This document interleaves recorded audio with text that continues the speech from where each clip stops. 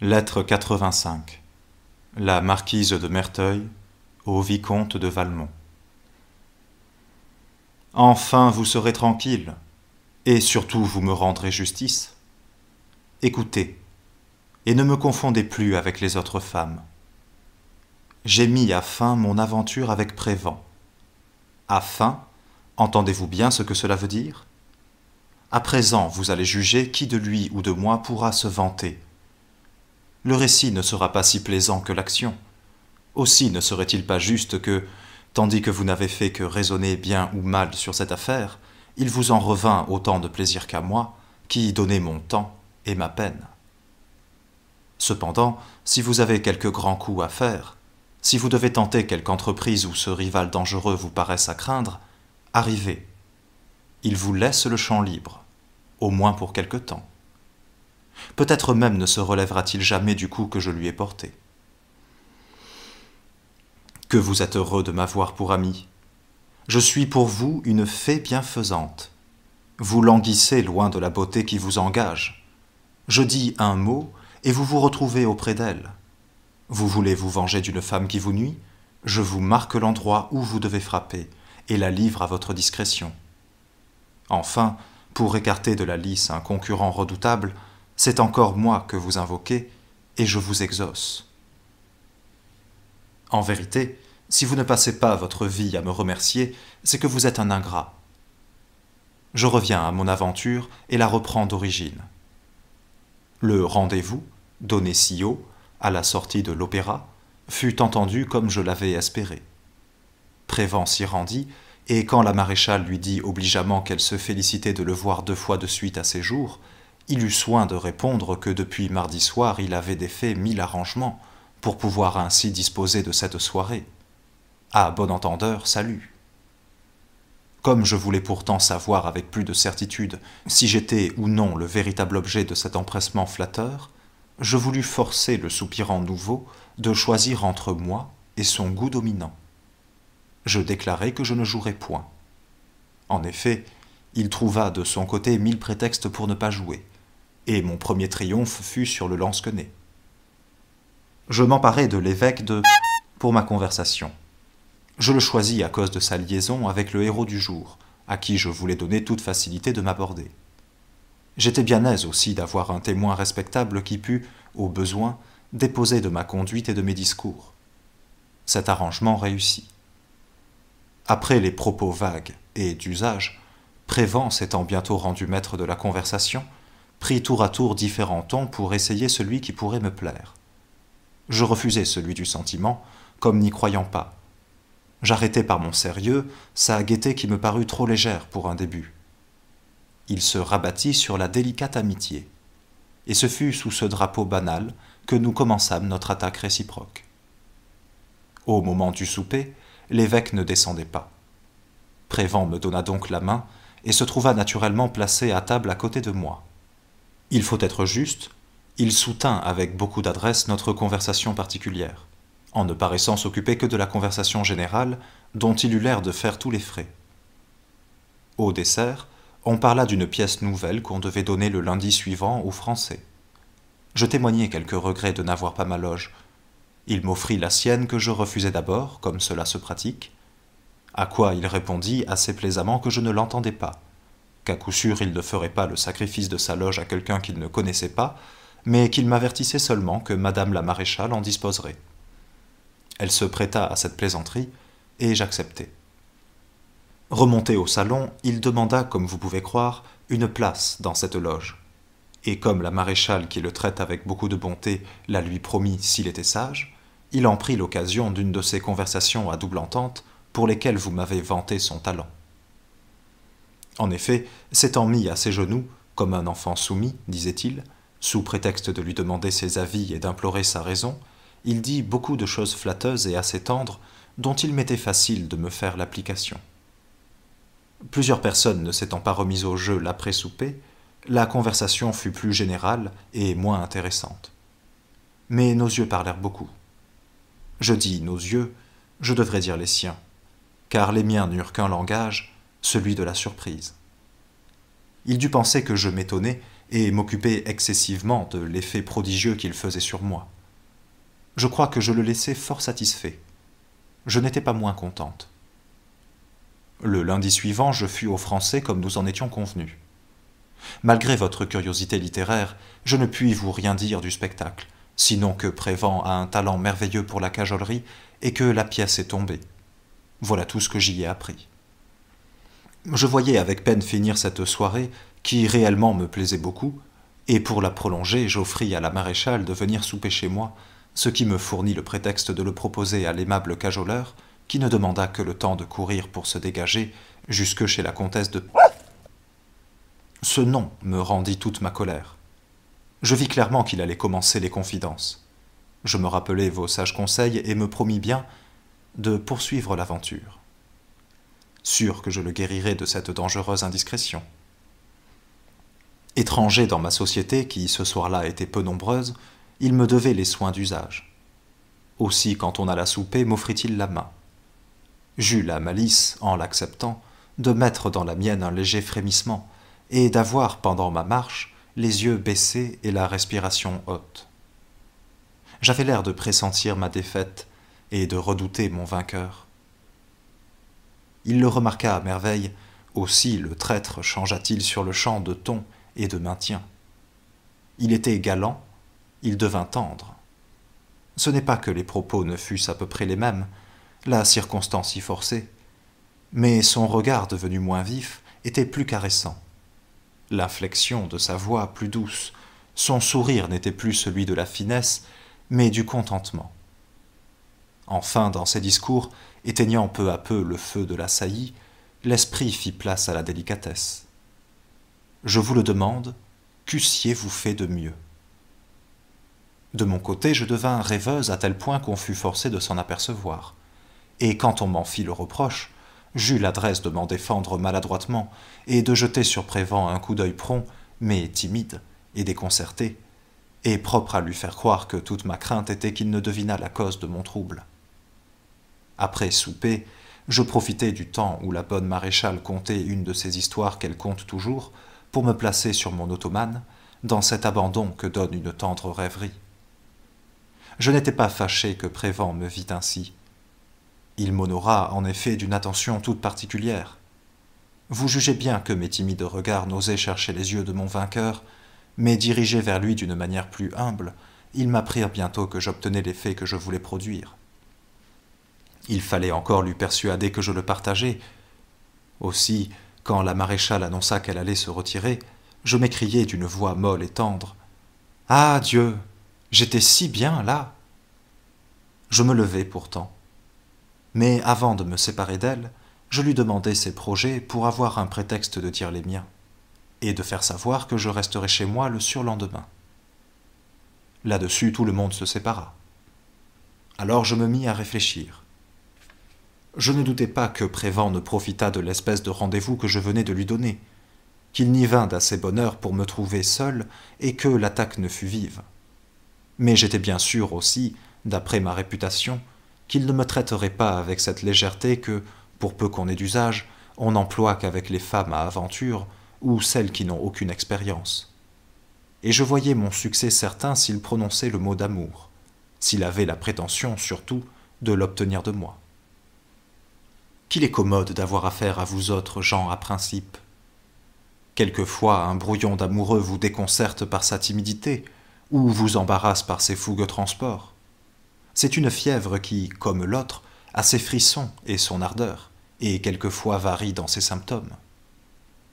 Mais votre marche réglée se devine si facilement. L'arrivée, le maintien, le ton, les discours, je savais tout dès la veille. Je ne vous rendrai donc pas notre conversation que vous suppléerez aisément. Observez seulement que dans ma feinte défense, je l'aidai de tout mon pouvoir.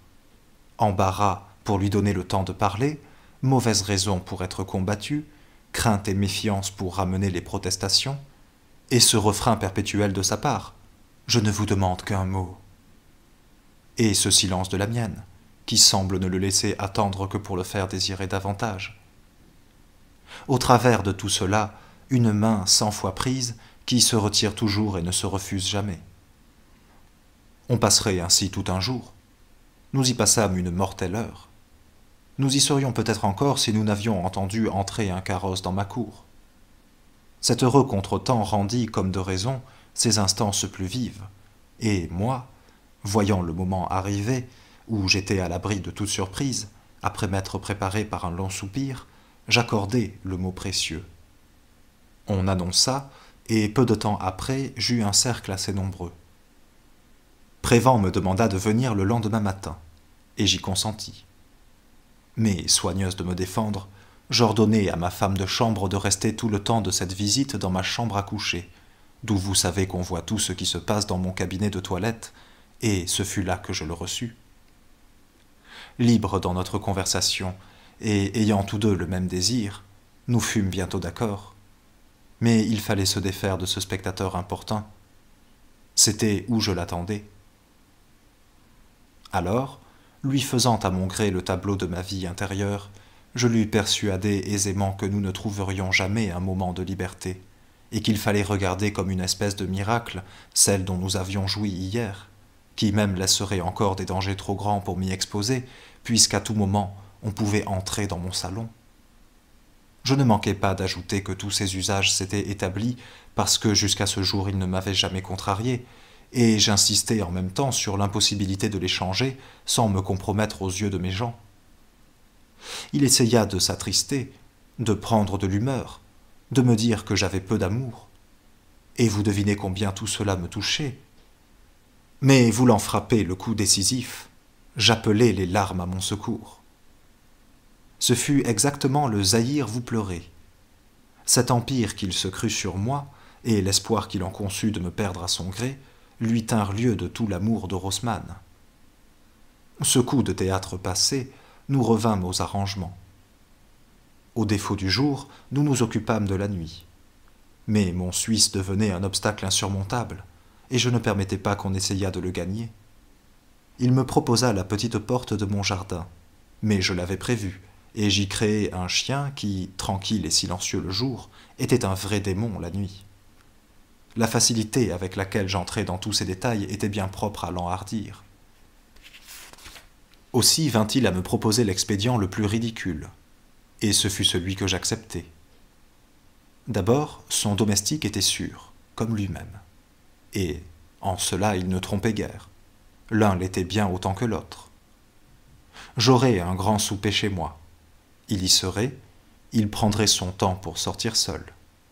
L'adroit confident appellerait la voiture, ouvrirait la portière, et lui, Prévan, au lieu de monter, s'esquiverait adroitement. Son cocher ne pouvait s'en apercevoir en aucune façon. Ainsi sorti pour tout le monde, et cependant resté chez moi, il s'agissait de savoir s'il pourrait parvenir à mon appartement. J'avoue que d'abord mon embarras fut de trouver contre ce projet d'assez mauvaises raisons pour qu'il pût avoir l'air de les détruire. Il y répondit par des exemples. À l'entendre, rien n'était plus ordinaire que ce moyen. Lui-même s'en était beaucoup servi, c'était même celui dont il faisait le plus d'usage, comme le moins dangereux. Subjugué par ces autorités irrécusables, je convins avec candeur que j'avais bien un escalier dérobé qui conduisait très près de mon boudoir, que je pouvais y laisser la clé et qu'il lui serait possible de s'y enfermer et d'attendre, sans beaucoup de risque, que mes femmes fussent retirées. Et puis, pour donner plus de vraisemblance à mon consentement, le moment d'après, je ne voulais plus. Je ne revenais à consentir qu'à condition d'une soumission parfaite, d'une sagesse. Ah, quelle sagesse! Enfin, je voulais bien lui prouver mon amour, mais non pas satisfaire le sien. La sortie dont j'oubliais de vous parler devait se faire par la petite porte du jardin. Il ne s'agissait que d'attendre le point du jour. Le cerbère ne dirait plus mot. Pas une âme ne passe à cette heure-là, et les gens sont dans le plus fort du sommeil. Si vous vous étonnez de ce tas de mauvais raisonnements, c'est que vous oubliez notre situation réciproque. Qu'avions-nous besoin d'en faire de meilleur? Il ne demandait pas mieux que tout cela se sût, et moi j'étais bien sûr qu'on ne le saurait pas. Le jour fixé fut au surlendemain. Remarquez que voilà une affaire arrangée, et que personne n'a encore vu Prévan dans ma société. Je le rencontre à souper chez une de mes amies, il lui offre sa loge pour une pièce nouvelle, et j'y accepte une place.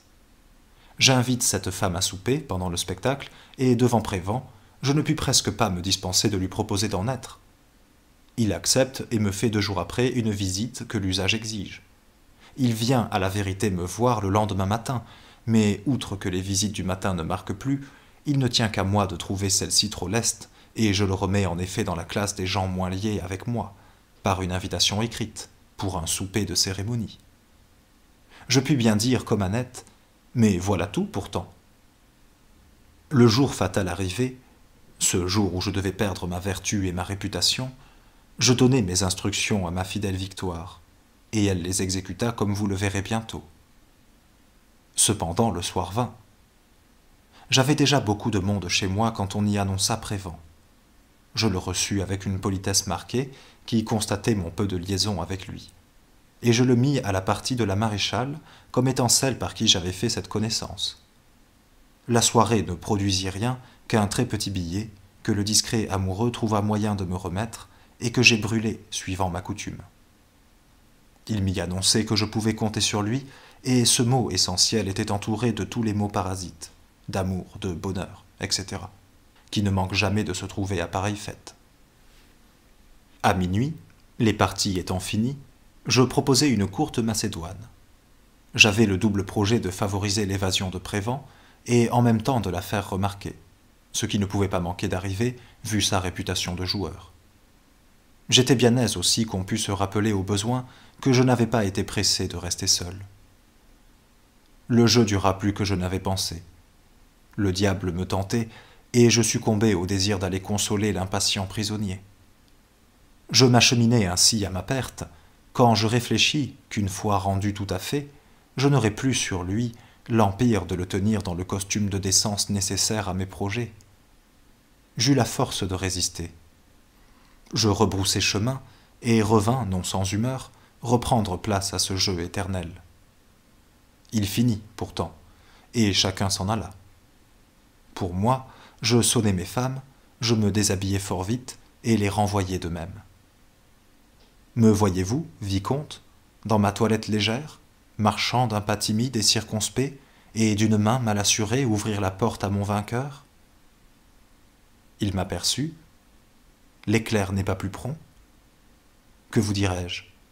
Je fus vaincu, tout à fait vaincu, avant d'avoir pu dire un mot pour l'arrêter ou me défendre. Il voulut ensuite prendre une situation plus commode et plus convenable aux circonstances. Il maudissait sa parure qui, disait-il, l'éloignait de moi. Il voulait me combattre à armes égales. Mais mon extrême timidité s'opposa à ce projet, et mes tendres caresses ne lui en laissèrent pas le temps. Il s'occupa d'autre chose. Ses droits étaient doublés, et ses prétentions revinrent. Mais alors, écoutez-moi, lui dis-je. Vous aurez jusqu'ici un assez agréable récit à faire aux 2 comtesses de et à 1000 autres. Mais je suis curieuse de savoir comment vous raconterez la fin de l'aventure. En parlant ainsi, je sonnai de toutes mes forces. Pour le coup, j'eus mon tour, et mon action fut plus vive que sa parole. Il n'avait encore que balbutié quand j'entendis Victoire accourir et appeler les gens qu'elle avait gardés chez elle, comme je le lui avais ordonné. Là, prenant mon ton de reine et élevant la voix, « Sortez, monsieur !» continuai-je, « et ne reparaissez jamais devant moi !» Là-dessus, la foule de mes gens entra. Le pauvre Prévan perdit la tête, et croyant voir un guet-apens dans ce qui n'était au fond qu'une plaisanterie, il se jeta sur son épée. Mal lui en prit, car mon valet de chambre, brave et vigoureux, le saisit au corps et le terrassa. J'eus, je l'avoue, une frayeur mortelle. Je criai qu'on arrêtât et ordonnai qu'on laissât sa retraite libre, en s'assurant seulement qu'il sortît de chez moi. Mes gens m'obéirent, mais la rumeur était grande parmi eux. Ils s'indignaient qu'on eût osé manquer à la vertueuse maîtresse. Tous accompagnèrent le malencontreux chevalier avec bruit et scandale, comme je le souhaitais. La seule Victoire resta, et nous nous occupâmes pendant ce temps à réparer le désordre de mon lit. Mes gens remontèrent toujours en tumulte, et moi, encore tout ému, je leur demandai par quel bonheur ils s'étaient encore trouvés levés, et Victoire me raconta qu'elle avait donné à souper à 2 de ses amis, qu'on avait veillé chez elle, et enfin tout ce dont nous étions convenus ensemble. Je les remerciai tous, et les fis retirer, en ordonnant pourtant à l'un d'eux d'aller sur le champ chercher mon médecin. Il me parut que j'étais autorisé à craindre l'effet de mon saisissement mortel, et c'était un moyen sûr de donner du cours et de la célébrité à cette nouvelle.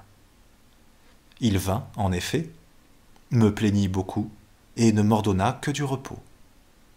Moi, j'ordonnai de plus à Victoire d'aller le matin de bonne heure bavarder dans le voisinage. Tout a si bien réussi qu'avant midi, et aussitôt qu'il a été jour chez moi, ma dévote voisine était déjà au chevet de mon lit pour savoir la vérité et les détails de cette horrible aventure. J'ai été obligé de me désoler avec elle, pendant 1 heure, sur la corruption du siècle. Un moment après, j'ai reçu de la maréchale le billet que je joins ici. Enfin, avant 5 heures, j'ai vu arriver, à mon grand étonnement, M. Il venait, m'a-t-il dit, me faire ses excuses de ce qu'un officier de son corps avait pu me manquer à ce point. Il ne l'avait appris qu'à dîner chez la maréchale et avait sur le champ envoyé ordre à Prévan de se rendre en prison. J'ai demandé grâce et il me l'a refusé. Alors j'ai pensé que, comme complice, il fallait m'exécuter de mon côté et garder au moins de rigides arrêts. J'ai fait fermer ma porte et dire que j'étais incommodé. C'est à ma solitude que vous devez cette longue lettre. J'en écrirai une à Madame de Volanges, dont sûrement elle fera lecture publique, et où vous verrez cette histoire telle qu'il faut la raconter. J'oubliais de vous dire que Belleroche est outré, et veut absolument se battre avec Prévan. Le pauvre garçon. Heureusement, j'aurai le temps de calmer sa tête. En attendant, je vais reposer la mienne, qui est fatiguée d'écrire. Adieu, vicomte. De Paris, ce 25 septembre, au soir.